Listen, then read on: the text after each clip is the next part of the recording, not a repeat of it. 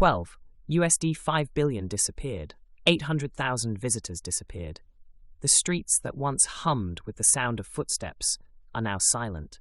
It's not the prologue to a dystopian film. Rather, it's a realistic portrayal of America in 2025. With so many options, tourists are choosing not to visit the United States. They chose Mexico over Florida. They chose Paris over New York. They also decided to give up the American dream, once the greatest accomplishment of the 20th century. Paradoxically, the country that was once sure that everyone wanted to visit must now try to persuade people to do so. A location that once drew tens of millions of visitors a year is now avoided by many, as if it were a Zoom meeting at 7 a.m. on a Monday. But don't be duped. This extends beyond empty eateries or lodgings. This is the risk of a major crisis that quietly stifles the nation's reputation, economy, and society.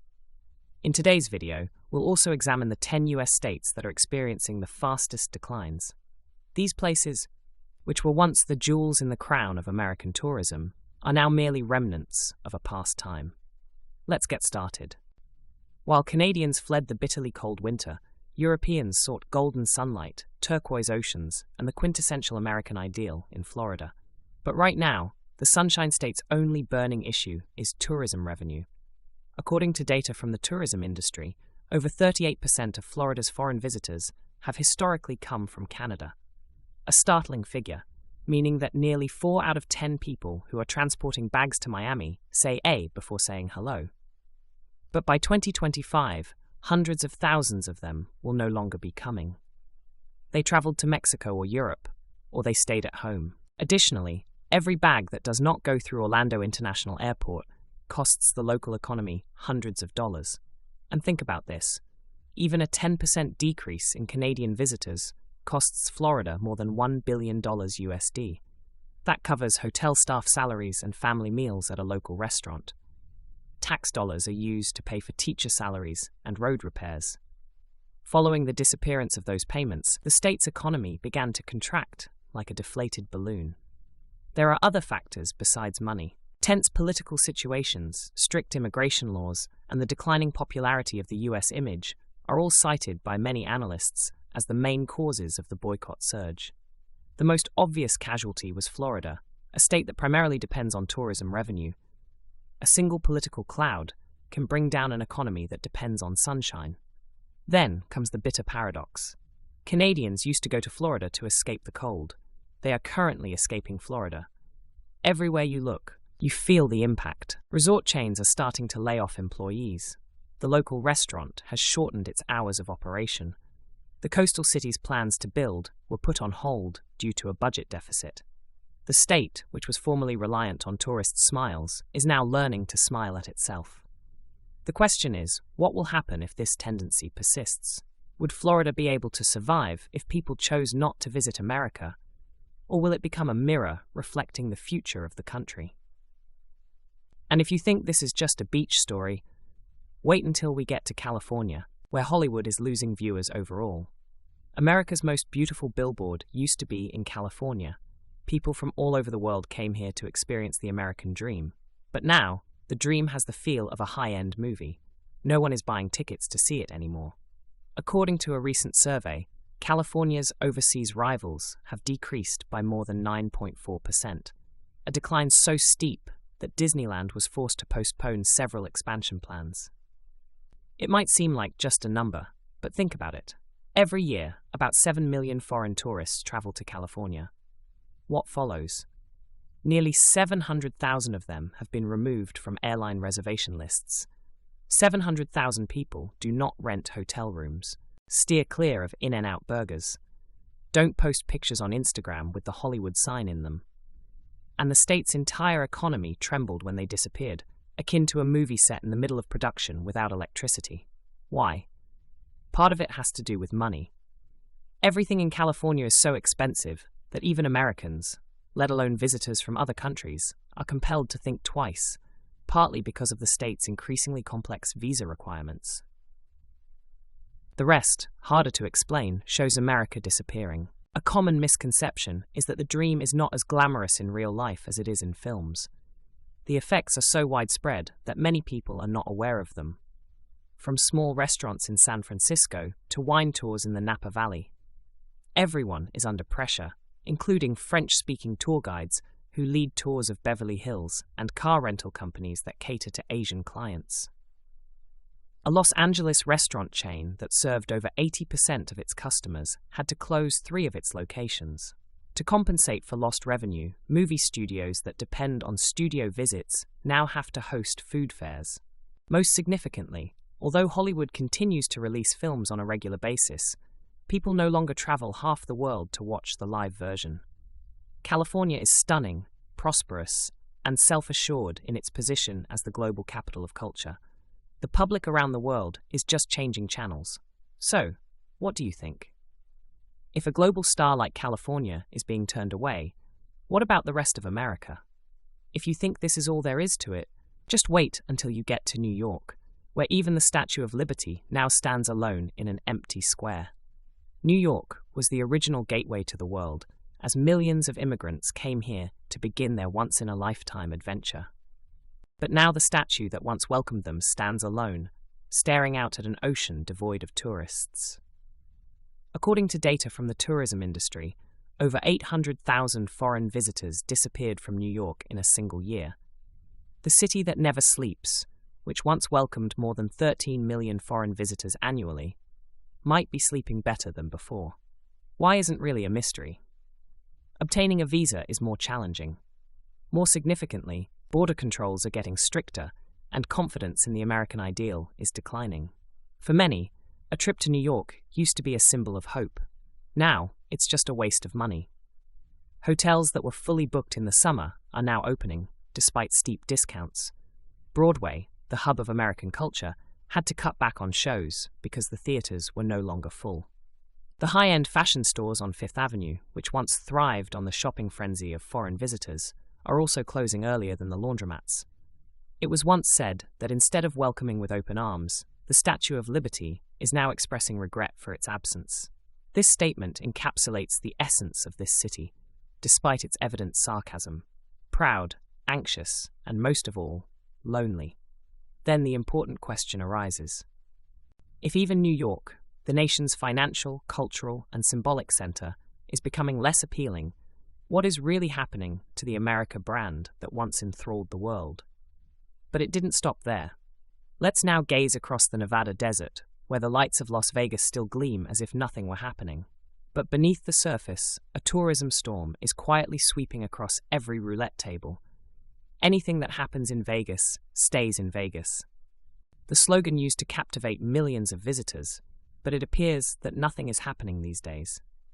The city that once thrived on restless evenings, continuously spinning roulette wheels, and bright neon lights now faces a cold reality. No one is left to wager. According to 2025 tourism statistics, the number of foreign visitors to Las Vegas has decreased by over 12%. It's like losing hundreds of thousands of residents and billions of dollars to the state's economy.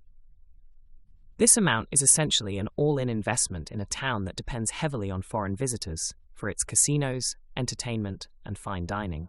That led to a complete loss. Think about this. Due to a lack of customers, casinos on the famous Las Vegas Strip that were once packed are now forced to close an entire floor. The major performances, which used to sell out a month in advance, are now displaying a cancelled indication. And Macaron Airport's once familiar crowds of London or Tokyo tourists are now scattered like a few odd cards in a half deck. The reason is simple to understand. New entertainment hotspots like Singapore or Dubai are attracting the wealthiest traveller demographics, which are European and Asian. In addition to feeling safer and more accepted there, they were able to avoid the difficulties of difficult visa applications and a contentious political climate. In addition, the hours of hundreds of Las Vegas hotel employees have been cut. Event companies have to close. Small businesses like taxis and souvenir shops are suffering as a result of the decline in revenue from foreign tourists. A city must now learn how to survive on a limited budget after once being sure that money would always come in. In Vegas, it's a common joke that nothing happens. Despite its humorous tone, it encapsulates the essence of this city. Glamorous on the outside, but anxious on the inside. Can Las Vegas win back its place by betting on the future? Will the neon light finally go out, revealing the harsh reality that even the city of dreams needs supporters to survive?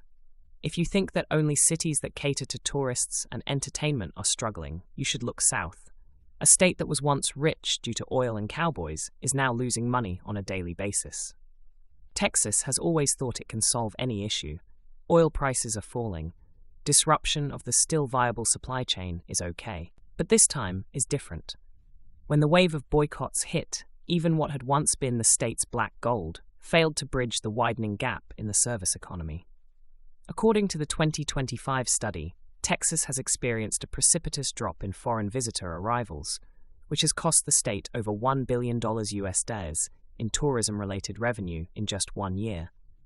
That amount covers more than just lodging or admission fees. This includes funding for Austin's small business subsidies, budgetary funds for Dallas's public health system, and tax dollars for Houston's educators. In fact, the energy hub of Houston, the business center of Dallas, and the music capital of Austin saw record declines in foreign visitor numbers. Tech fairs that used to be packed are now rarely attended. The Tex-Mex restaurants that once drew long lines of European customers are now reduced to a few lonely seats. The service economy as a whole, which was once thought to be totally dependent on Americans, is now becoming more and more dependent on foreign passports. The causes are not new. Increased anxiety among foreign travelers, stricter visa requirements, and polarizing political imagery. Texas used to promote the cowboy ideal, freedom, openness, and a distinctively American personality. Many people now, however, believe it to be too closed off and conservative for them to want to spend the money to look into. The state government was compelled to cut back on funding for public services, and thousands of jobs in the tourism and hospitality industries vanished in a matter of months. The worst part is that there are no signs that tourism will pick up speed anytime soon. Texas can drill oil from the ground, but it can't drill tourists from the world's patience, someone once said. Though sarcastic, the joke is realistic. The vibrancy that comes from tourism cannot be replaced by resources, despite their abundance. And if even a robust economy like Texas falters in the face of a wave of boycotts, what will happen to tourist destinations that depend solely on visitors? Let's consider Hawaii, a tropical paradise that is now within the reach of a select few. In the past, Hawaii was known as the paradise of the Pacific. Even though paradise still exists today, it has become a luxury item that is out of reach for many people. Over the past 3 years, the number of Japanese tourists, the most costly foreign visitor group in Hawaii, has decreased by more than half. The economy of an archipelago that relies almost entirely on tourism has lost hundreds of millions of USD, despite the fact that it may appear to be just a few small planes and a few passengers. Package tours, which were once easily promoted in Tokyo, have developed into a luxurious fantasy that many people can only see in brochures. Why? Cruel and simple. Due to the doubled airfare and skyrocketing lodging costs, many Asian families could now travel to Europe for less than Hawaii. Furthermore, because the United States is seen as being more inaccessible than ever before because of difficult visa requirements and a divisive political climate, Hawaii is losing its most valuable asset, its international appeal. Seaside restaurant chains that used to serve Japanese customers every day are closing all of their locations. Because not enough people were signing up, once popular tourism activities like dolphin viewing tours, scuba diving, and kaying were cancelled. The entertainment industry, which employs over 20% of the workforce in the archipelago, saw thousands of workers lose their jobs in a matter of quarters. Paradise is still beautiful. In other words, no one has the money to buy a ticket to get in. Despite its seeming lightheartedness, this statement effectively conveys Hawaii's suffering. Even though the natural beauty is still there, it is increasingly becoming a luxury for those who can afford it. It is impossible to avoid the question that follows. As the world changes, will Hawaii's tourism industry be able to sustain itself? Or will it become a fantasy paradise found only in computer screensavers? But Hawaii is not alone. This crisis is chilling even American cities that didn't appear to depend on foreign tourists.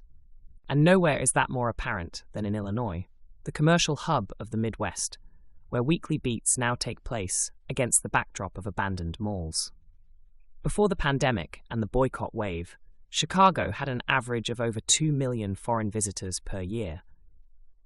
These might be European tour groups traveling across America, student groups exploring historic buildings, or business people halting before continuing to Silicon Valley. By 2025, though, that number had decreased by more than 30%. This amounts to the loss of hundreds of thousands of visitors and billions of dollars for the local economy. Consequently, it is now feasible to navigate the congested Magnificent Mile shopping complex without encountering any individuals. Luxury hotel chains that were fully booked during the summer are now offering steep discounts to fill available rooms.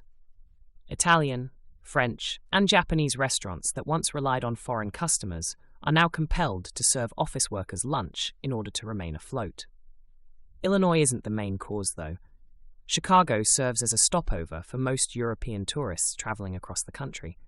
New York, Chicago, and Los Angeles, however, due to visa restrictions and a declining image of the United States, Chicago was left behind in the chain as the first and last destinations on the trip became less appealing or more difficult to reach. When the entire train has decided to stop, it looks like a transfer station.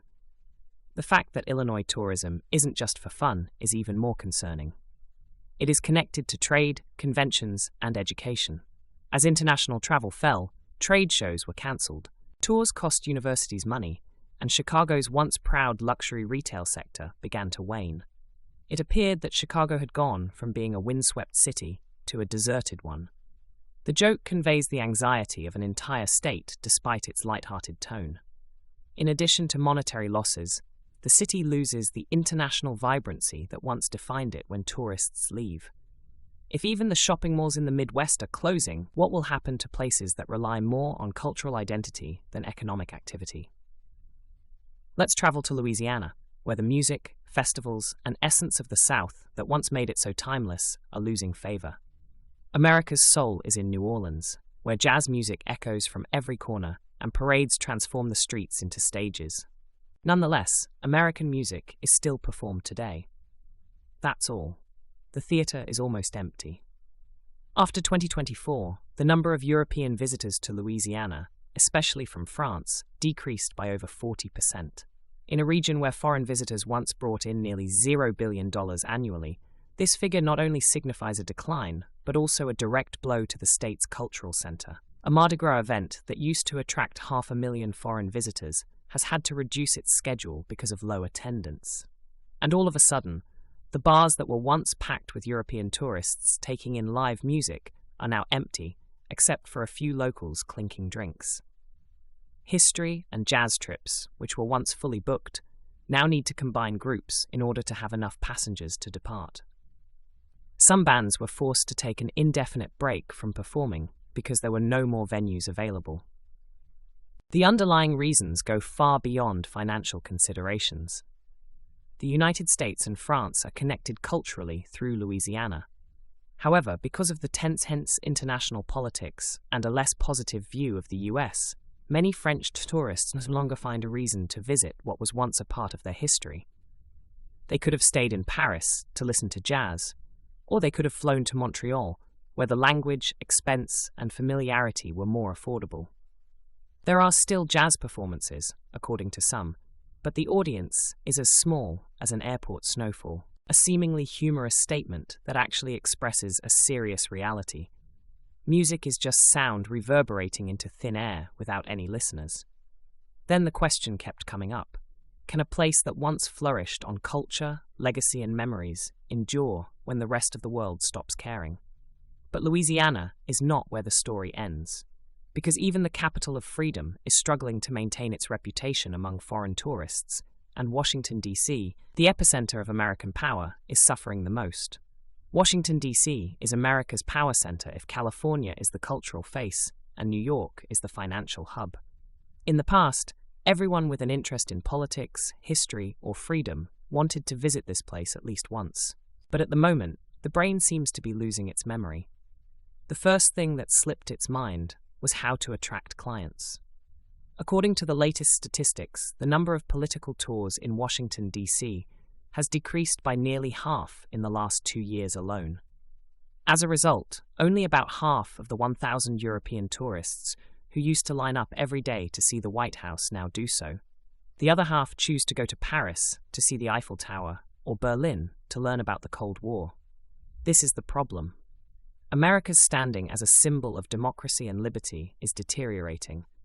Due to elections, divisions, and strict immigration laws, many people think that America is no longer the beacon of the world as it once was. The journey is lost when faith is lost. The influence is not solely based on statistics. Following reports of a sharp decline in visitors, several national museums were forced to reduce their hours of operation. The souvenir shops around Capitol Hill, which once thrived on European tourists and international students, are now forced to close for weeks at a time in order to save money. Furthermore, marketing political tours, once a favorite pastime of millions of history buffs, has become more challenging than marketing campaign speeches. And this is the most worrisome part. The decline in the tourism sector is not solely a financial problem. It also demonstrates the erosion of American soft power. When people lose interest in you, they stop listening to you. If even the capital, which is the hub of the nation's power, is no longer desirable, what will be done to maintain America's standing in the eyes of the world? Or has the world begun to adjust to life without it?